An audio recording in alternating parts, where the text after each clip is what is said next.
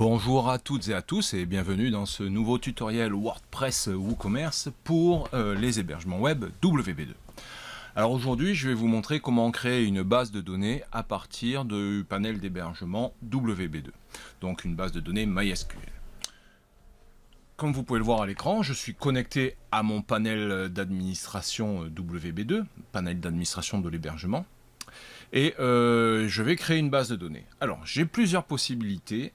Je peux passer par le lien ici base de données, par le lien ici base de données, sachant que là je suis en vue active, liste dynamique, je vais passer en liste active. Donc ça c'est le changement de vue, hein, c'est juste une présentation un peu différente. Quand je suis sur cette vue, je vais pouvoir aller sur le lien base de données qui est ici. Et y en a-t-il d'autres? Je crois pas. Voilà, il est possible qu'il y ait d'autres liens parce qu'il y a la redondance. Si, ben, il est là, je suis bête. Là, base de données, ici. Je me doutais bien qu'il y en avait un autre.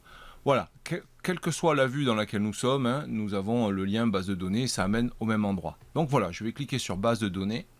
Et nous avons la page où il y a nos listes de bases de données. Vous pouvez en créer jusqu'à 5 avec votre abonnement WB2 en mode classique, et je vais tout simplement cliquer sur le lien ajouter une base de données. Voilà, je vais l'appeler ma BDD test. Voilà, ma BDD test my. Je peux lui associer un site web par exemple, bon, ou pas, hein, on peut ne pas lui associer de site web, et je vais créer un utilisateur mon utilisateur my, et le mot de passe, je vais générer un mot de passe de la base de données. Je peux l'afficher là, le mot de passe. Je vais le récupérer, le copier et le mettre de côté parce qu'on en a besoin après pour s'y connecter, enfin pour connecter surtout le logiciel, et je vais pouvoir cliquer sur OK pour créer la base de données.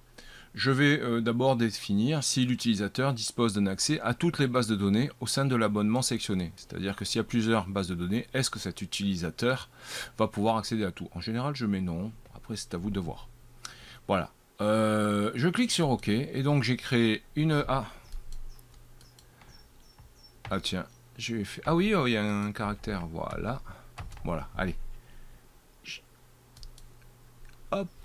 Voilà, j'ai créé une base de données, donc vous pouvez le voir ici, il y a deux bases de données maintenant, la Lilian My, avec beaucoup de Y, et ma base de test, voilà. Une fois que j'ai créé ma base de données, je peux supprimer la base de données en cliquant ici, je peux aussi me connecter à PHPMyAdmin en cliquant ici, je vais y aller, hein, tout simplement, voilà. Et donc là, je suis connecté à PHPMyAdmin depuis le panel d'hébergement. Voilà, c'est un petit tutoriel pour vous montrer comment créer une base de données MySQL avec le panel d'hébergement WB2. Voilà, à savoir que bon, ça s'adresse surtout aux webmasters. Je vous souhaite une très bonne journée, à très bientôt.